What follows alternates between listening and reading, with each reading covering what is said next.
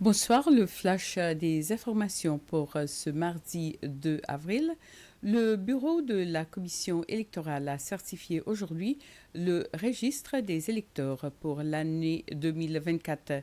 China Boniface, la responsable en chef de l'enregistrement des électeurs, a confirmé avoir enregistré au total de 73 343 votants sur le registre pour l'année 2024.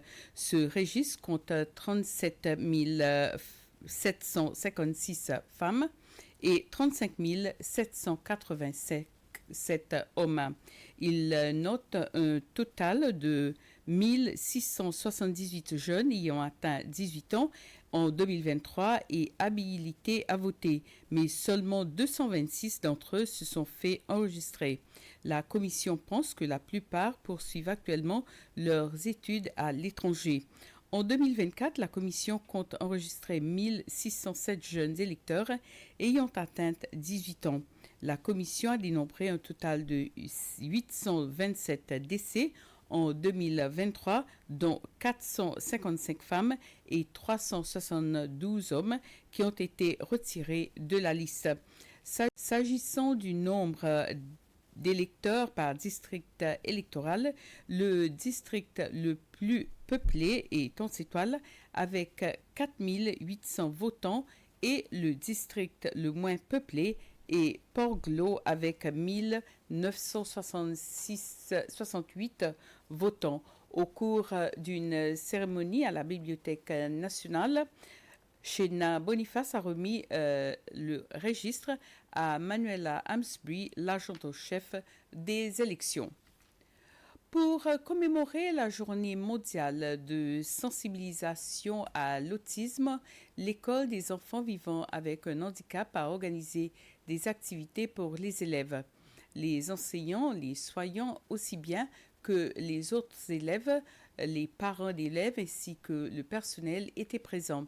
L'activité principale était un atelier spécial d'art et d'artisanat grâce auquel les élèves autistes pouvaient faire preuve de créativité avec l'aide d'un professeur d'art. Les parents ont eu également l'opportunité de rencontrer une orthopédiste qui accompagne les enfants qui ont un handicap.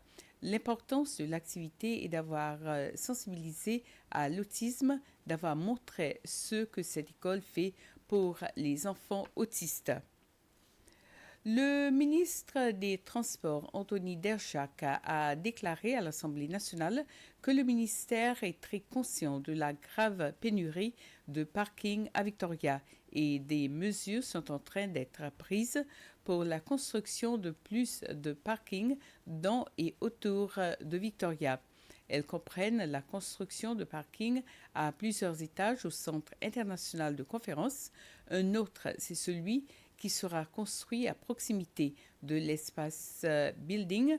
De plus, le ministère du Transport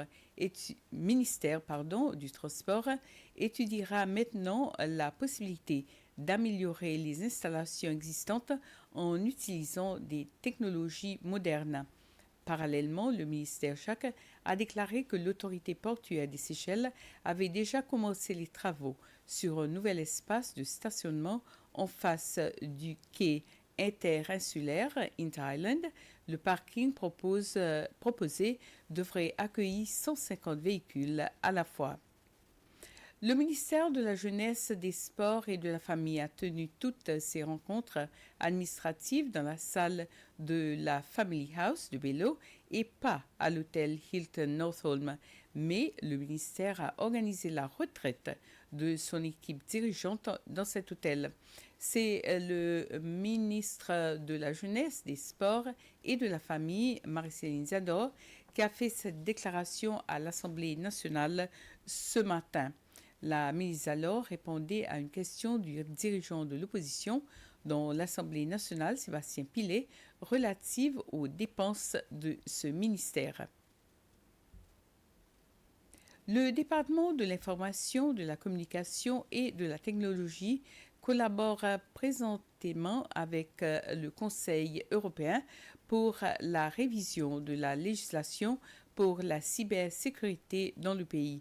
Les Seychelles disposent d'une loi qui avait été approuvée en 2021 appelée Cybercrime and Related Crimes Act, loi sur la cybercriminalité et les délits connexes. Deux experts en provenance du Conseil de l'Europe discutent maintenant sur la façon d'améliorer cette législation.